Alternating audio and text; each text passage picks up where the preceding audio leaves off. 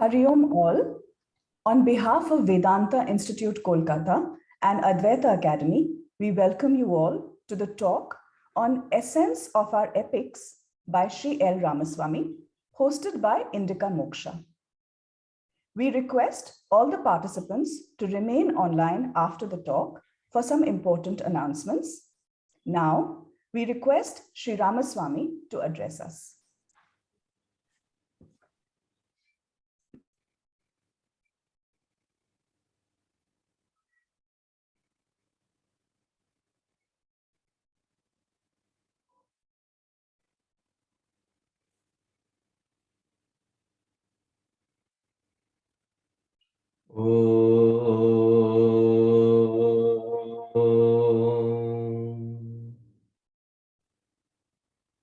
Om Sahana Vavatu Sahanau Bhunaktu Sahaviryam Karavavahai Tejasvinavadhitamastu ma vidvishavahai.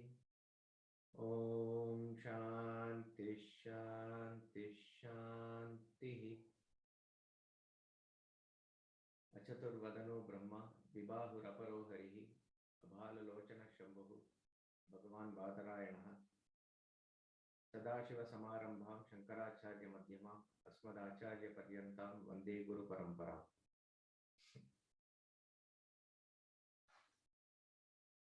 On this auspicious day, we invoke the blessings of all the great rishis and great masters as we enter the subject, the essence of our epics.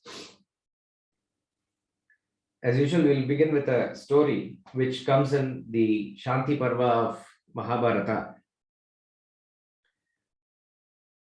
There is a big banyan tree under which a rat is living in the burrow. And in the same tree on the branch, there is a cat that is there and constantly wanting to eat the rat, kill and eat the rat. It is interesting. They have given even names for this characters in the story, like Palitam is the rat and Lochanam is the cat.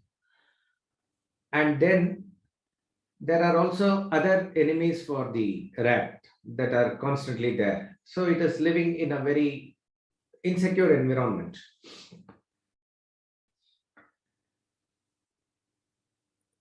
Then what happens is one day a hunter comes and spreads his net below this tree to catch any big animal that comes along the way.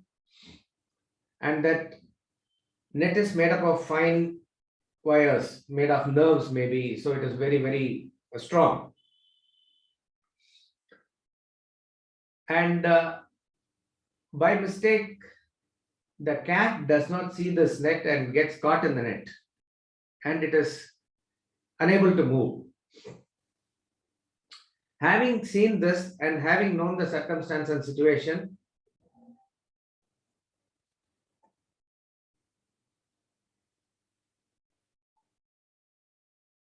I hope I'm audible. Yeah. Okay. Having seen the circumstance and situation, the rat comes out of the burrow and moves freely here and there. Now it goes a little far off. At that time, a mongoose appears and it is wanting to catch this rat. At the same time, a big bird like an eagle or a kite is also spotting the rat from far off, and it is coming from that distance to devour the rat. At this point of time, the rat immediately thinks what it should do. It has no time to run back to the burrow. Either the bird or the mongoose will catch. What is nearby as a refuge is the cat.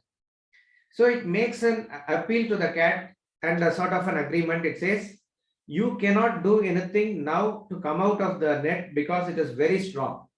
The only person who can relieve you from this is me, because my sharp teeth can cut the net. But I need a favor from you, that I will be taking refuge in you now. I will be sort of sitting in your lap.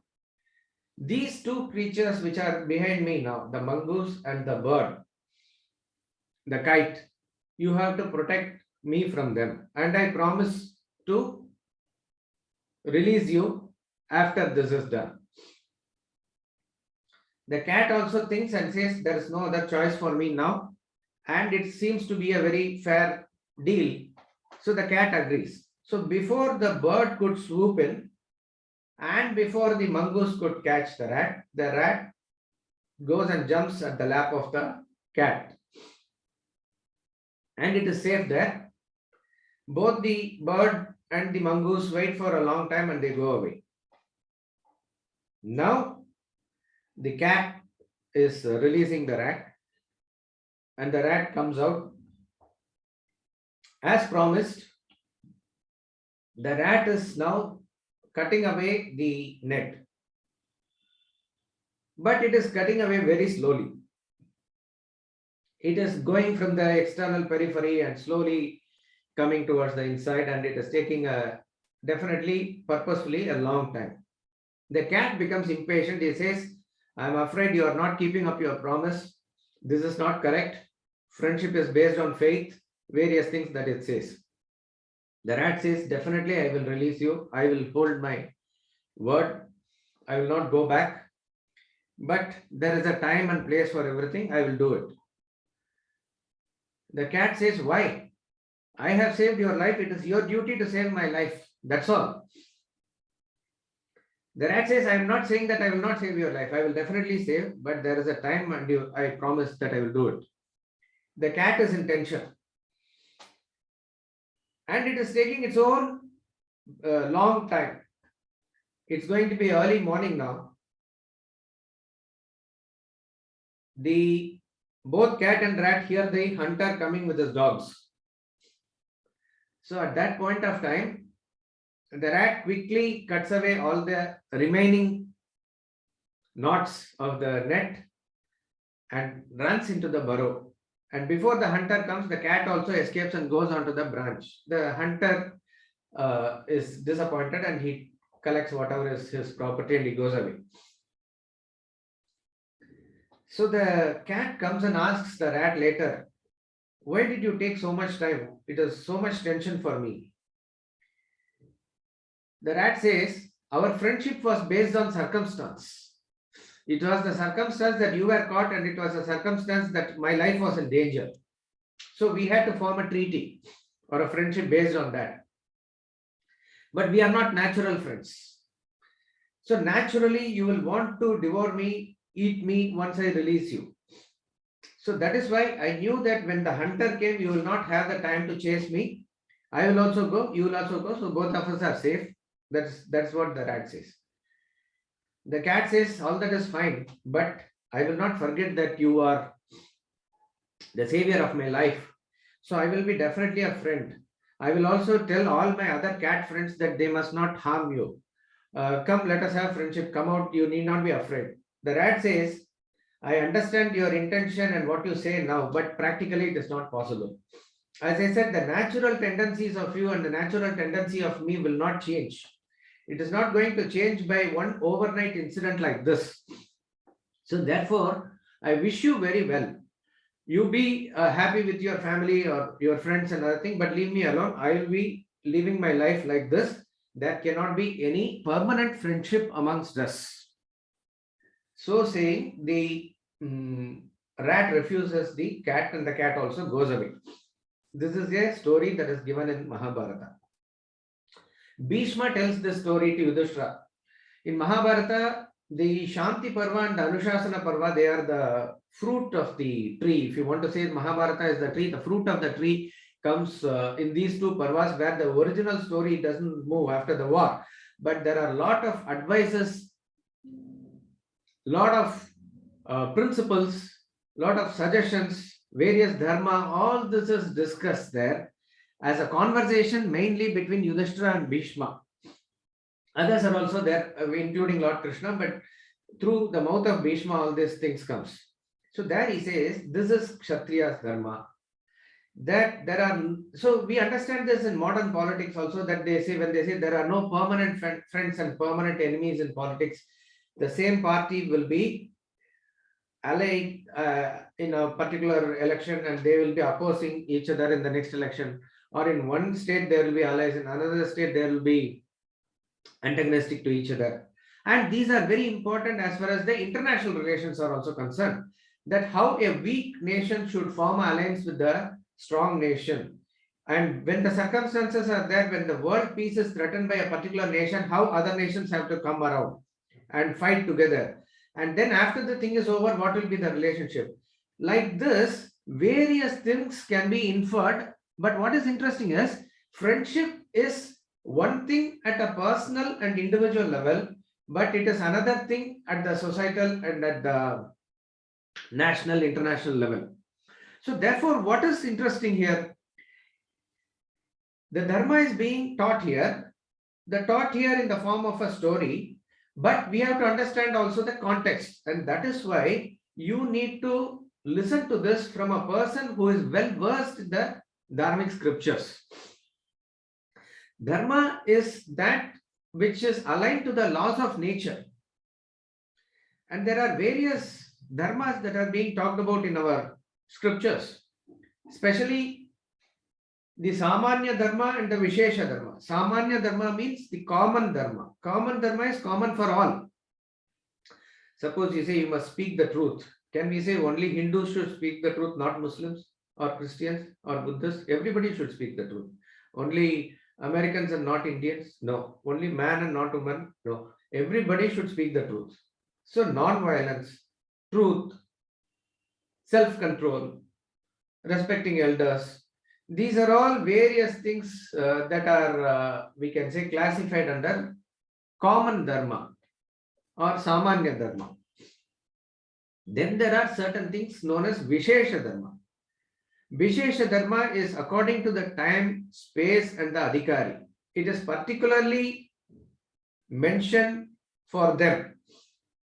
Like we can say at various stages of life and according to one's varna ashrama dharma.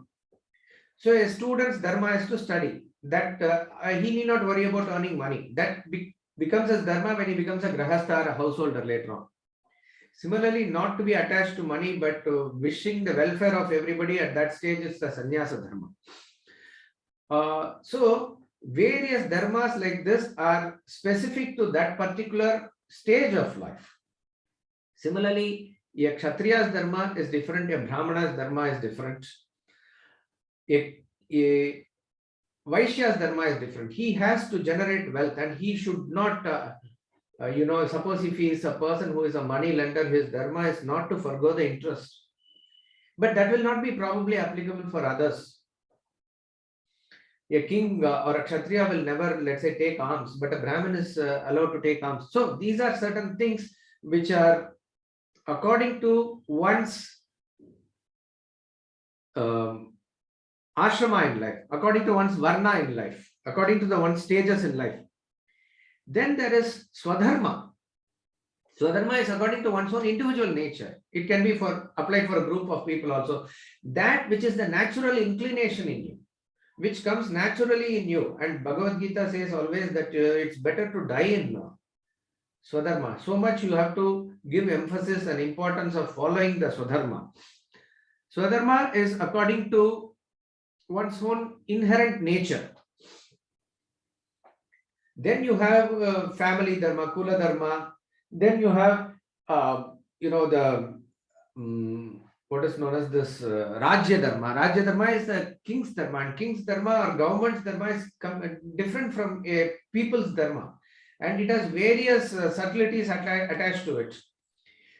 Because under the Rajya Dharma only, all other people can follow their dharma very easily, very safely. So Rajya Dharma is dealt in detail. Then you have the Yuga Dharma, which is what is applicable to previous yugas, may not be applicable to Kali Yuga now, according to the time, according to the then place, geographical place. You have Apad Dharma. Apad Dharma is in critical time, you can do something which is against the normal Dharma. Say a person maintains his principle that he will never take anything from anybody. It's a fantastic principle that he is following. But a time comes where his life is in danger. Without food, he will die. You are not supposed to commit suicide that way. So he takes food from others. That is called as Apad Dharma. So let us say, even some people now, they may follow that orthodox rule of not touching a woman when she is in the 3 days period in the monthly cycle. But if she by chance slips and falls, you have to pick her up and take to the doctor. You cannot say, I will not touch them. So these are all, I'm just giving an example for what is known as a dharma, which is in an emergent situation.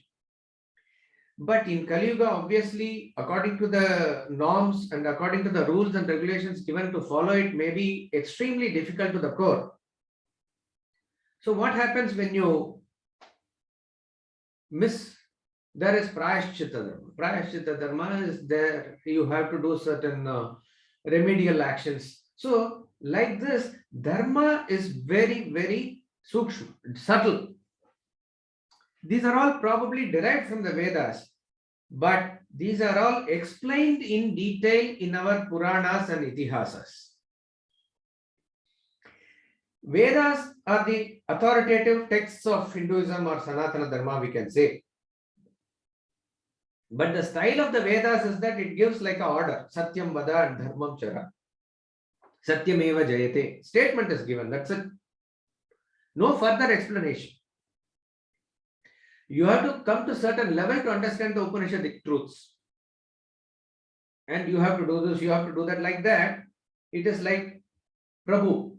Prabhu means the Lord. Prabhu Samhita means a master telling the servant or somebody who is obedient to him, the disciple. You tell this has to be done, this is not to be done. That's it. This type of a style is the style of the Vedas. When it comes to Smritis and other texts, they call it as like Suhrit Samhita. Suhrit means a friend. Friend also tells what is really good for you, but he will not be as stern as the Vedas. In a friendly way, he says. But just because you are a friend, he will not cater to your mere likes and dislikes also. Smritis and good part of the Itihasa Purana also can come into this category. But really what is conveying the message easily to any person is what is known as, they say, as the Kanta Samhita, which is the wife telling the husband. Without hurting his ego, at the same time emphatically saying, a little bit up and down, she will do something to make the point clear to him. A good portion of the Itihasa Purana also, and then the later Kavyas which are based on this, can be classified here. So what is interesting here is that even a child can understand when it is given in a story form, when it is given in an elaborate way. Satyam Vada, that's it, or Satyameva Jayate, truth alone triumphs. But we may not understand it directly, and we may say in the modern context, why is that corruption flourishing? Why is it not truth is winning? This type of doubts we may get. So, but when you hear Raja Harishchandra's story, or you see the movie, or you see the drama, it is finally proven and emphatically established that truth alone triumphs. However much difficulties one may go through also, you have to not leave this truth. And it is said that Gandhiji in his young days saw this and he was heavily influenced by this. Such is the impact. So therefore, in an impressionable mind of a child also, what will go deep into him is these stories. Therefore, our Itihasas and Puranas form a very, they form a very important aspect of our culture, of our civilization. They give a lot of message to us, and which are applicable to us at every point of time. It is interesting that the story form is used even in Upanishads. Kenopanishad is a classical Upanishad which gives the direct answer to what is God in terms of it is the ear of the ear, eye of the eye. Shrotrasya Shrotram Manaso Manoyad Vachoha Vachagum says Kenopanishad. So it is that which makes your eyes see, not what you see. It is that which makes your ears hear, not what you hear. It is that which makes your mind alight on the objects, not what the mind can feel. Like that, it is very directly given, but it needs a lot of reflection and contemplation and explanation by the Guru also. But in the third part of the Upanishad, the same idea is conveyed by a story. Like how there is an Yaksha appearing in the sky and the Devas are not able to find it. They send Agni first, then they send Vayu. Both of them are ineffective against that apparition. They are not even able to burn a blade of grass, not even move it. They come defeated. And then Indra goes. So what is Indra, Agni and Vayu and all represent here? The organs of actions, the organs of perceptions, the pranas, all of them are ineffective against Brahman. If the Brahman switches off, you don't have any power. Secondly, you cannot know what Brahman is, who Brahman is. Even Indra cannot know directly. Indra represents the mind and intellect. But in this place, Haimavati, Uma comes and indirectly gives the answer. And who is Haimavati? The daughter of Himavan is the scriptures that are born in the Himalayas.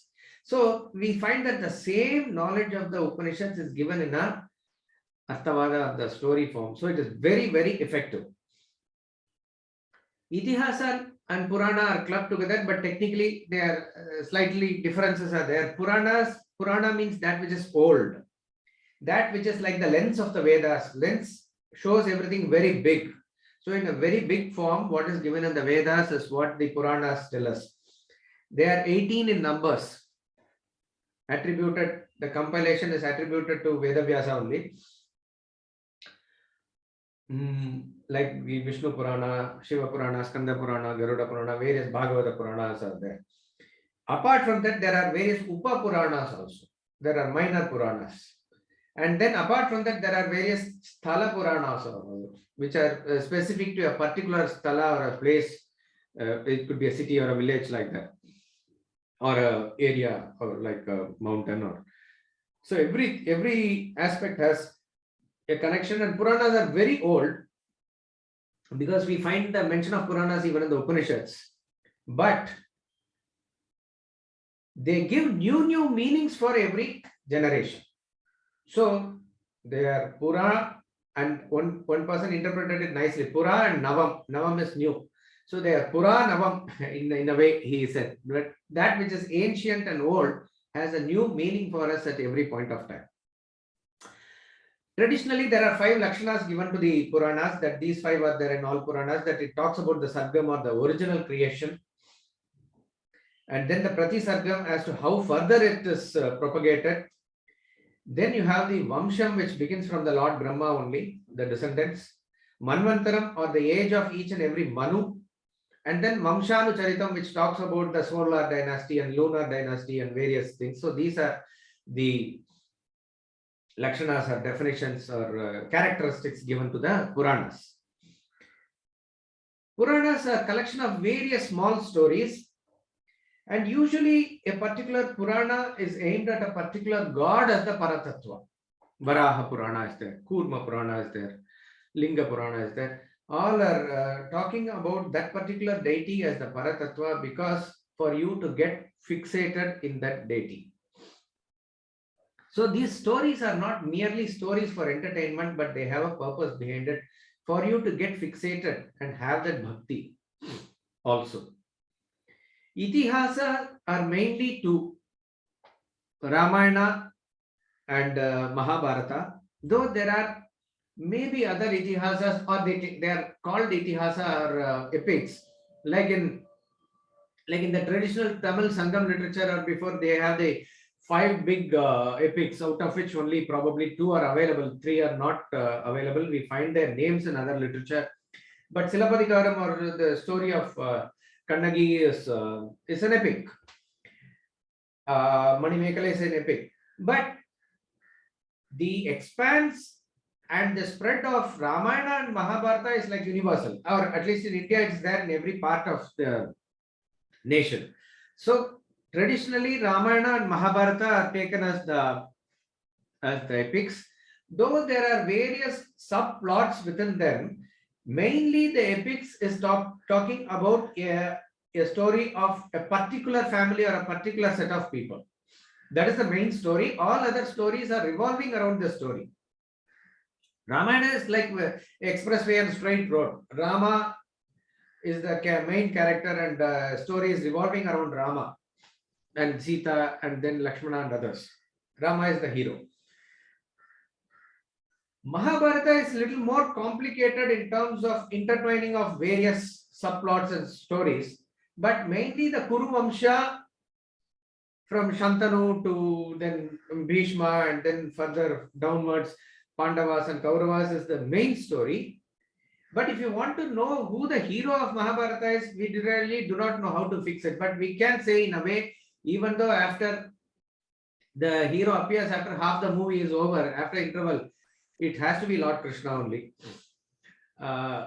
It is just that he is the avatara who is in the form of Lord Krishna, who handles the story from that time onwards fully. So we can say Lord Krishna is the sort of hero. But one thing is that we are constantly told that Itihasa and Purana are mythology. Mythology comes from the word myth, which is false, but that is not something that we must accept. Itihasa is derived from the terms iti, ha, asa. Thus it happened. With an emphasis, it says, thus it happened. So that thus it happened means it is history. In Hindi also nowadays, the word for history is itihas only. See, there are history of the entire dynasty and various kings that are all given. If any king performed a particular big task and spectacular achievement, that is given in detail. In the Ganga Mahatmyam also, when we hear about the solar dynasty kings who worked hard to bring Ganga to the earth, various kings also tried. So they are maybe mentioned in few sentences. But King Bhagiratha's effort is mentioned probably in detail. Harishchandra's story is mentioned in detail. Dasharatha and Rama, but in between there are mentioning of various kings. And if a particular king was not ruling according to the rules, that is also mentioned.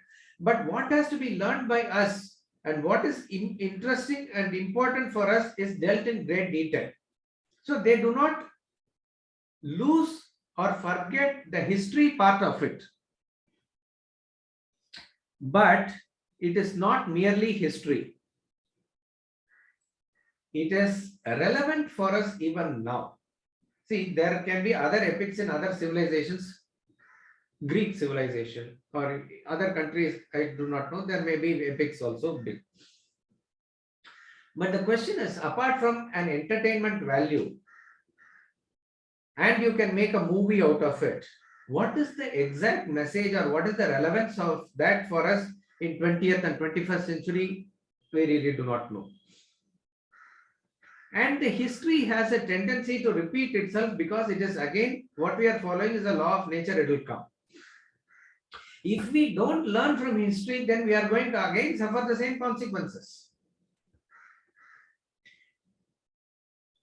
See, Hitler was there, we study in the history book, how he got into the mode of being a very autocratic ruler, and how he was very forceful about his idea of conquering the world, and how one set of people had no right to live at all.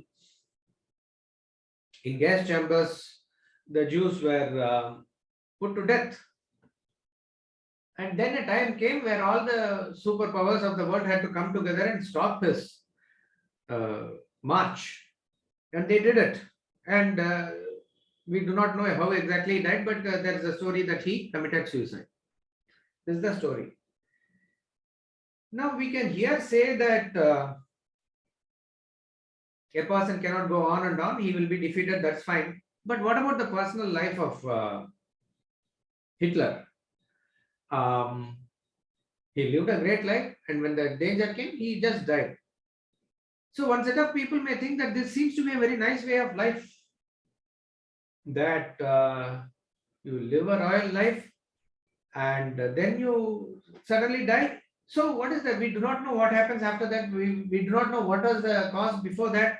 We are given a very limited perspective from where we can derive even wrong messages. And this is where our Itihasa and Puranas go. In a way, you can view Duryodhana's life like that. He lived always in a palace, but right from the day one, he was full of jealousy. But wherever Pandavas lived, though they suffered, they were a peaceful lot. And ultimately, they triumphed. Ultimately, they ruled the kingdom also. So, at any point of time, we are cautioned about what will happen if you do certain things, what will happen if you don't do certain things, what are the effects of karma, what is the power of the fate that you have created, the effects of karma, the path of dharma, everything is mentioned in an elaborate way. So it is not given in a very, with the blinkers that you see at only a very limited perspective. That is not the role of the Itihasa or Purana. So therefore, they are relevant to us even today.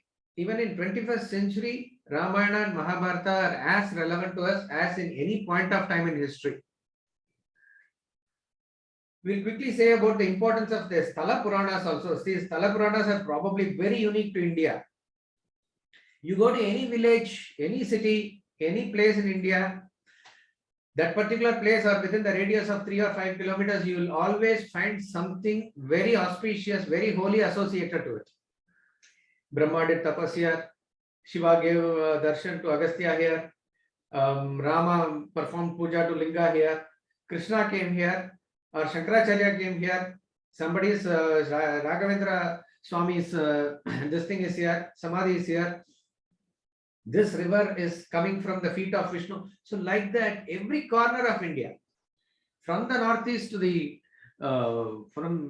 maybe Pakistan and from the top Kashmir to Kanyakumari below, everywhere, even in Sri Lanka. In Sri Lanka, they have a heritage store of the Ramayana itself in so many places. So much association is there. So many stories that are unique to that place. We may say these stories do not find in a particular Itihasa, Ramayana and Mahabharata in original. No, I didn't find it. That is not how you approach it also. See, it is said, we all know Rama performed puja for Shiva in Rameshwaram. But there are other two cities little far off, villages far off in Tamil Nadu itself, that where they say Rama did puja here only. No, how is it possible? He flew over in the Pushpak Viman. Did he come later? All that is not mentioned in Ramayana. How are we to believe? Whether you believe it or not, the story has a message that Rama killed Ravana, who was a king, who was a warrior, who was also a descendant of a Brahmin. So he assumed upon himself that he created dosha he has incurred. For the three dosha, the three lingas are to be there. This is a fair enough connection for us. Whether actually Rama came by walk or came by aeroplane, that is not the concern here. Now, what is more interesting is the persons who are living in that particular area have a strong fixation for them to hold on to. You as a modern person who is arguing, you may try and shake that faith, which is difficult. But what do you achieve by taking away the faith of a person? A person says that same Ganga which is flowing there, it is there in this particular pond in Kumbakonam also, and I want to take bath here. No, water, that water and this water, what is the connection? I can show you the water table. Another thing, if you say, what are you achieving by saying? But he has a strong faith that Devas have taken bath there. If I take bath here, it's also good for me. It is for him to get attached and get associated with Satsanga and this holy thing, that he is able to hold on to this. So, and in most cases, we can say, majority of the cases, the Sthala Purana fits in very well. So we can only view it from the point of view of that which is like fill in the blanks given in some things in the original text are filled up by these Sthala Puranas. So they are fascinating, and each and every person must take a personal pride in it, because in which movie it came, I forgot, in an English movie. Finally, the Steven Spielberg's movie only about the African slaves. They are transported from Sierra Leone, and there's a case, and finally he understands, and the lawyer says, "Oh, I finally understand that we are what we were. Only when you are firmly established in the roots can your shoot go up further. So we are now what we were."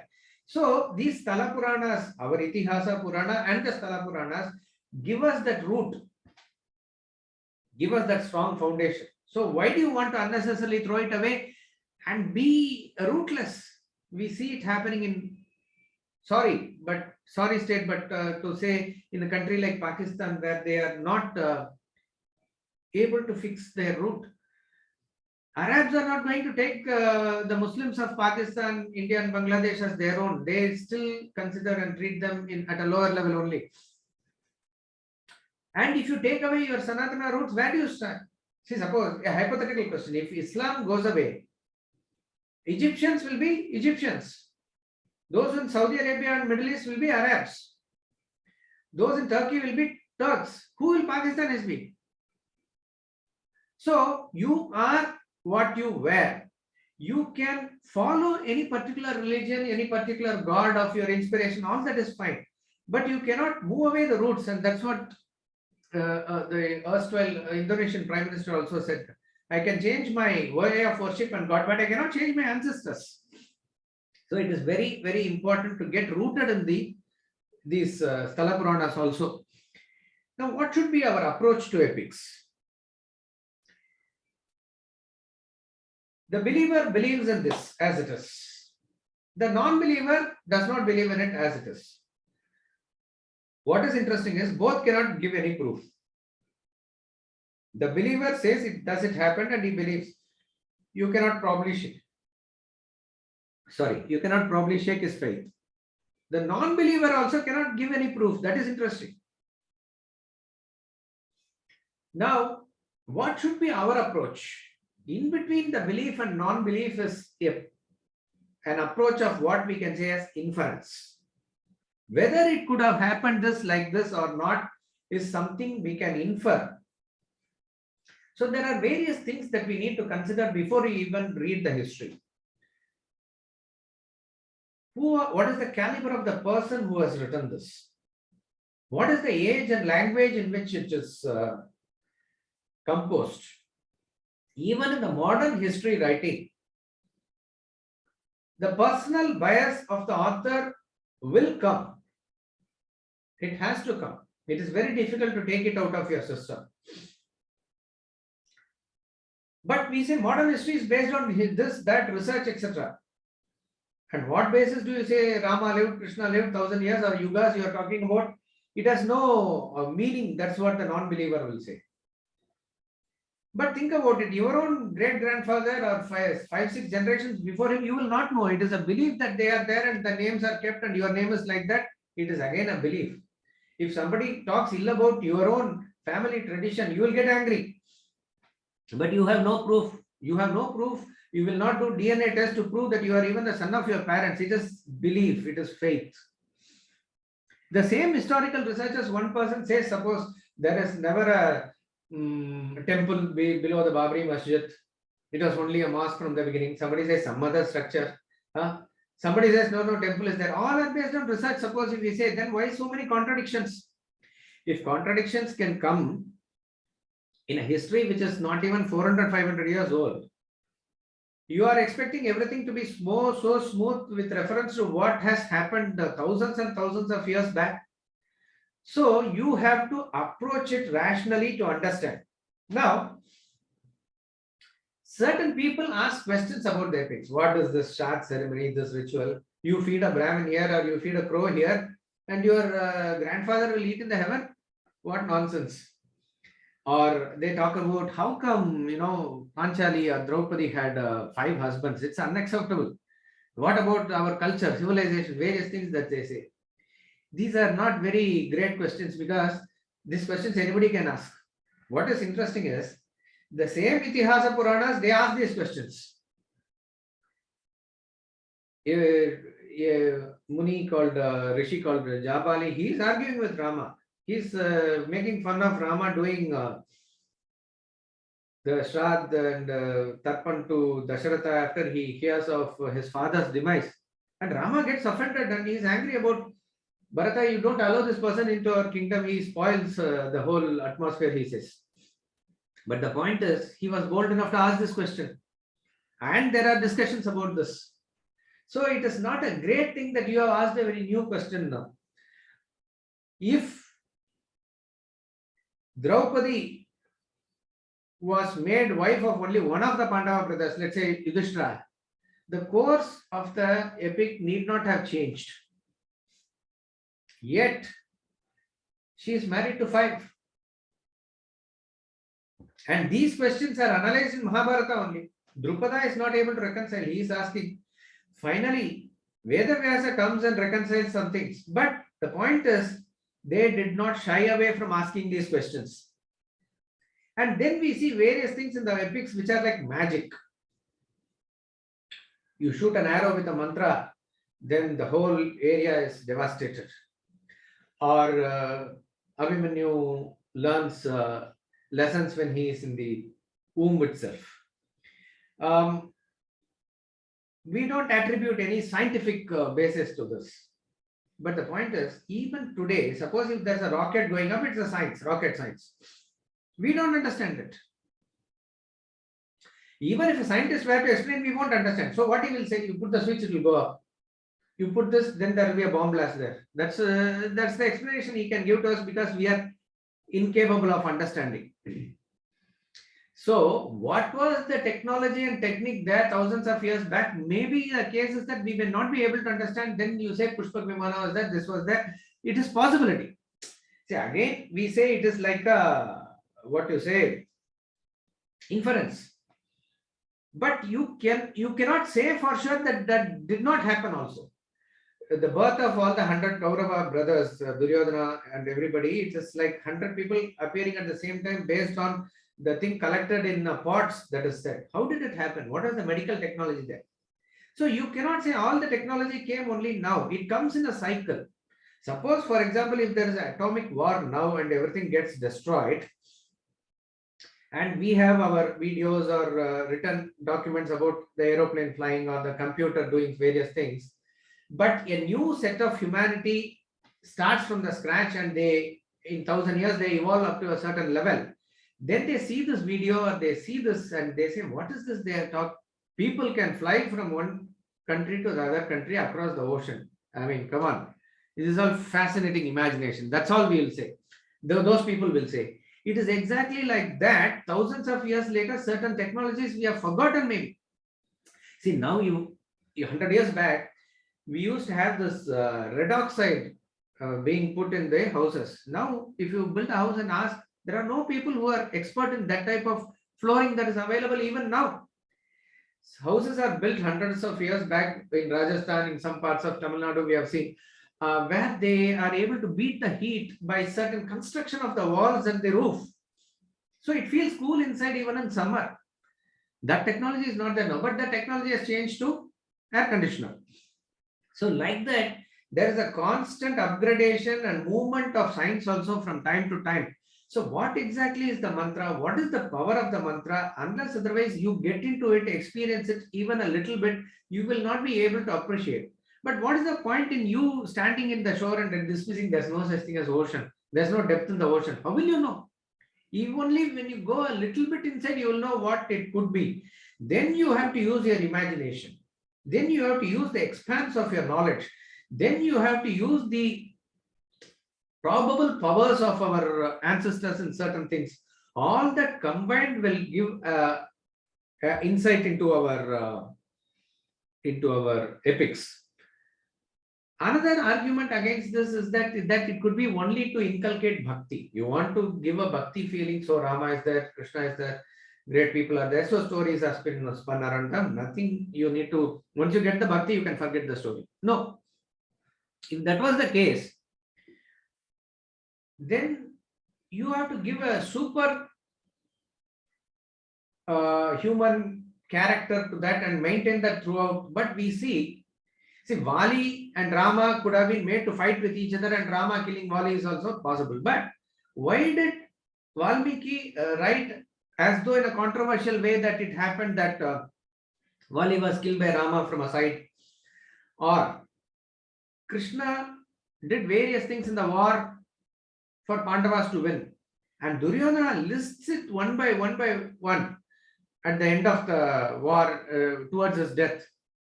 What is interesting is Krishna does not have anything to say. Krishna hangs his head down in shame. And for whatever the speech that Duryodhana gave at that point of time, gods are offering flowers on him. So if Krishna was the only hero and all others are not up to the mark, then this type of situation need not have been created. This type of a controversy of Vali's killing or Agni Pravesha of Sita, all this could have been easily avoided. But what do we see in these episodes? We see the intellectual honesty of the authors, be it Vyasa, be it Valmiki. Whether people understand it or not, accept it or not, let us write as it is. That is their approach. So therefore, definitely, we need to give them that credit. With that inner bhakti, you can question with reverence. That is what is keeping our Sanatana Dharma apart from any other culture. If you say anything about Prophet Muhammad or something, you have to be very careful because they will issue fatwa. You cannot say anything about Jesus Christ, it is blasphemous. There is no such thing here. All the gods and goddesses are worshipped after they are like purified through fire. The God in the human form also. But then there can be interpolations, yes. But that is why those who are experts in that, they will know. That will be far and few. But the main theme of our epics and that will not change. And that has, so we infer that probably it has happened. There can be some exaggerations. There can be some interpolations. There can be some stories that are spun around them. But overall, they have a message. Overall, they have a story flow. And overall, they have these values for us even in this age. That must be our approach to the epics. Ramayana is a very straightforward story. Mahabharata, as I said, is in the subplots. In Ramayana story, probably the dharma of each and everybody is taken to the extreme. Even Rama's character, extremity of brother, extremity of king, extremity of son. We can only get inspired and make ourselves go into that direction. All characters are perfect. Even villain is a perfect villain in Ravana. Wife is a perfect wife. Brother is a perfect brother in Bharata. Guru is a perfect guru. King is a perfect king. Dasharatha. Everybody is perfect there. Hanuman is the perfect devotee. In Mahabharata, the characters are mixed. Even Yudhishthira has some weakness. Bhishma has a weakness. We do not know. Apart from Krishna, probably Vidura comes close to like a perfect character. Duryodhana has some goodness. Karna is a mixed character like that. Why it is probably Mahabharata is closer to our Kali Yuga. That is why it is like that. We are able to relate to. Therefore, Mahabharata much more is interesting for us, and Ramayana is more idealistic.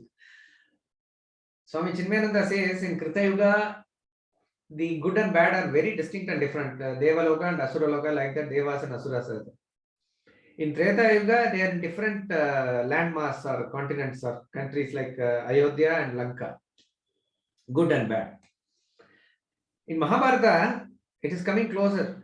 Within the one family, one set is Pandavas, another set is Kauravas. Good and bad are like that.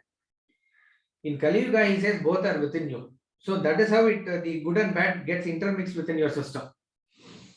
So we are closer to Mahabharata in that sense. But the topic today is the essence. What is the essence of the epics? The essence of the epics is the same theme that is contained in the Upanishads, which is Brahman.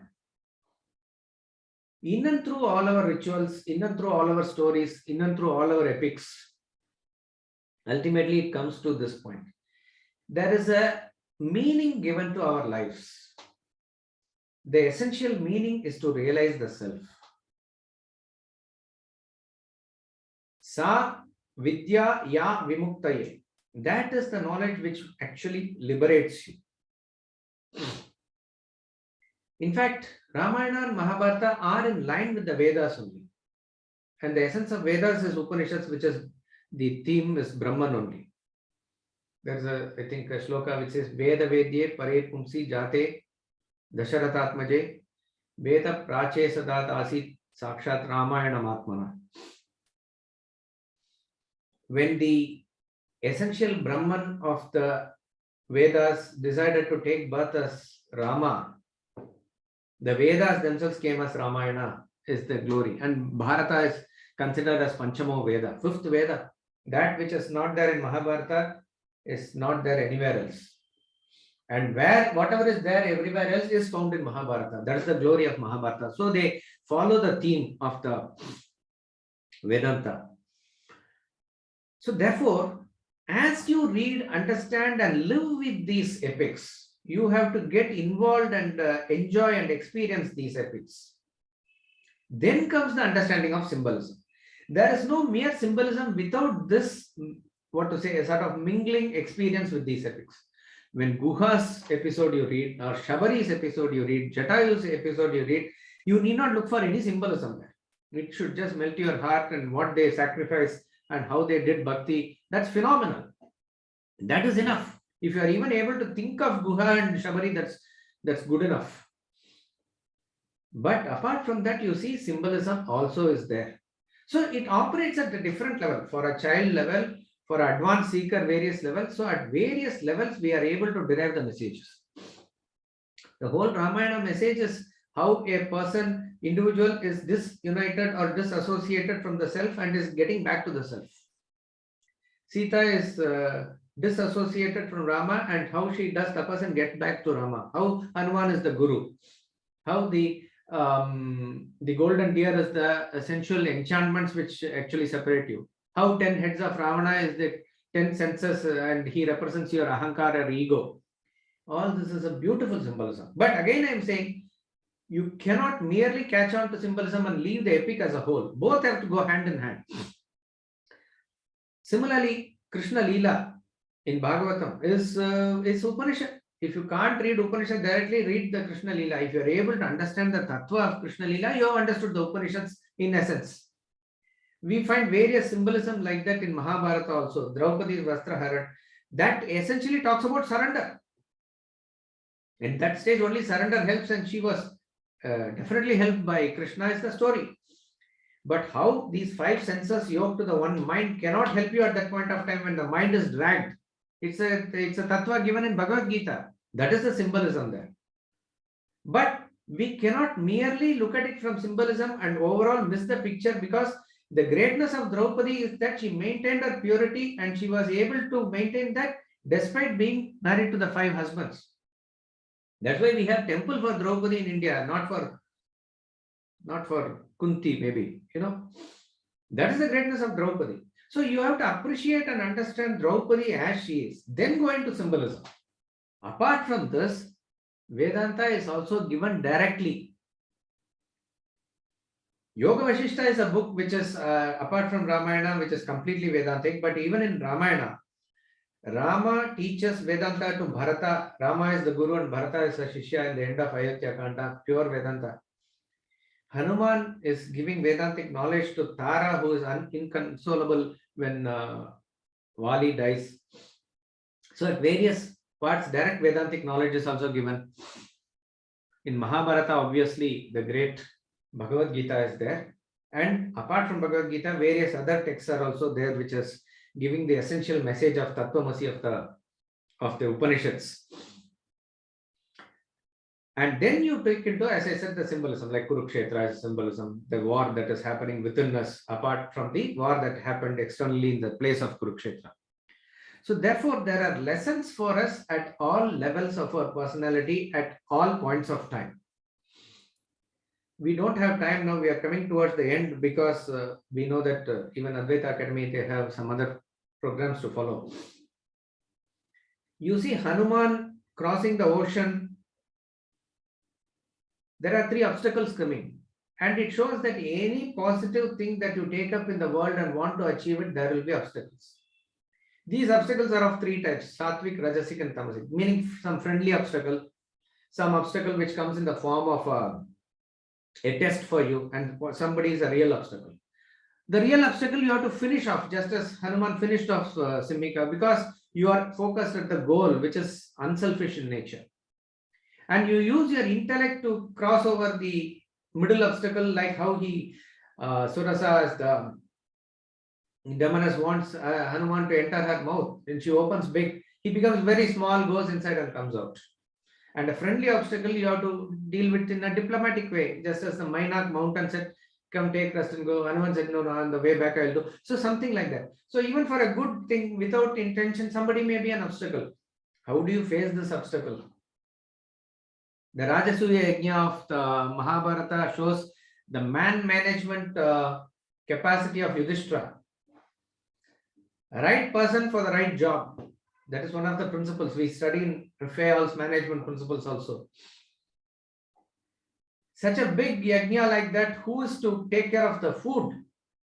Very important. Bhima. Bhima Paka is about the quantity. Nalapaka is about the quality, finesse. So you find that Bhima is in charge of that. Arjuna is in charge of receiving the guests and providing them rooms and other things. Nakula is in charge of the materials management. Sahadeva, who is spiritually inclined, has to take care of all the minute and subtle aspects of the puja, yajna and everything happening there. The gifts that are to be received is to be received by Duryodhana, who is inherently jealous in nature and they always want to know who is bringing what. Karna is the person who gives the return gift, because Karna already is a giving person and he will definitely give up very, very liberally. And what did Krishna do? Krishna took upon the duty of washing the feet of the people who are coming there, the great rishis. Like a person who will take care of the chapel stand, like that it is. And he was given the highest honor there. So these are, just you can take an episode out of Mahabharata and apply it in management, it fits in there also.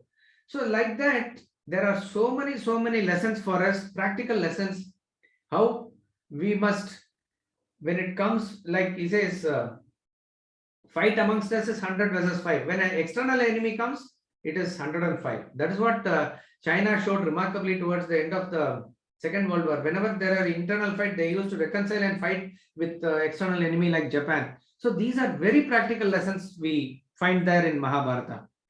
So in conclusion, the essence of the epics, as I said, is the same essence of the Upanishads, of the Vedas, which is the Brahman, the supreme God. You need to align your life along these lines in order to achieve the final end of life, which is self-realization or God realization. There.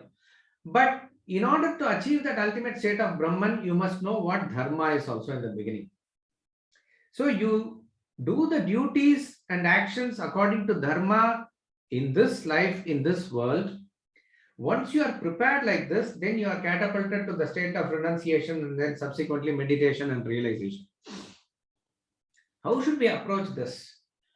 We have to listen to the stories of Ramayana and Mahabharata from tapasvis. A person who is well immersed in it with bhakti, he must narrate the story. And as a youngster, as a student, as a children, they must be introduced to this. With reverence, always you can question later and you can find out the answer. It is good to see even movies and clips and dramas based on that. But one must not, let's say, lay his shraddha too much on those authors who have a personal prejudice and bias. As I said, every historian has a prejudice and bias, but we see how liberal and how large-hearted were the original authors like Vedavyasa and Valmiki. And subsequently, in all languages, Ramayana came and Mahabharata came, the caliber of those people. Compared to that, if a feminist writes, this is the perspective of Draupadi, this is the perspective of Sita, and she puts her own thoughts and feelings, what she is going through into life, and puts it into the character of Sita, that is not going to do good for us. So you need to get into satsang. So that can be, we can say, a sort of a resolution for us in this new year of 2022. That we need to study. Of course, that is where the intellect comes. we obviously have study classes on Bhagavad Gita and Vedanta. We may not be experts in Ramayana and Mahabharata, but as you get the study into the Bhagavad Gita and other scriptures, develop your intellect, then you ought to get acquainted with the stories. You ought to get acquainted with the episodes of Ramayana and Mahabharata, and you must make it a point to propagate it further. The habit of grandmother telling the grandchildren, although if it can be revived, it's good, but at least grandmother and grandchildren can both listen to this. That is the way. So there are books, obviously very good books. There are various things that are available in YouTube and other things. So our aim is to allot time, basically, more than your funds, more than your other contributions. You need to invest your time and energy in understanding what is known as this essence of our epics. Thank you very much. No permission.